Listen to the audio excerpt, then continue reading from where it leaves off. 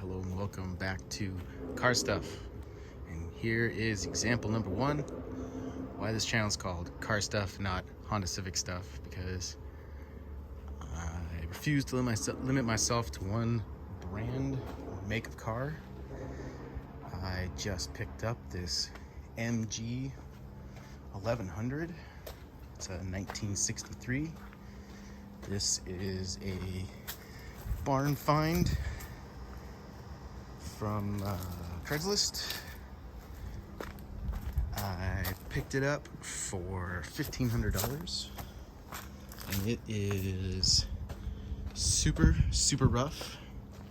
Engine's been taken apart, and the interior super rough. Everything's peeling, coming apart, delaminating, all that fake wood stuff, I think, or I don't know what that is, what they call that in the 50s and 60s, plasticine. It's all peeling apart. Doesn't look like, I mean, there's a lot of rust, but it doesn't look like it's rusted through there. There's only one spot that it's rusted through. Crap. And it's the bottom of the trunk. I guess this is one of the few places water was able to get in and cause problems. This trunk. Other than that, you know, the rust isn't super horrible. Oh, it's got a dent there. But yeah, this is the new project car, 1963 MG 1100.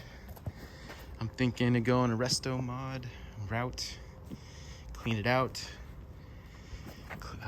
take care of all the rust, repaint it. I'm thinking British Racing Green. Paint the inside black and the outside that green.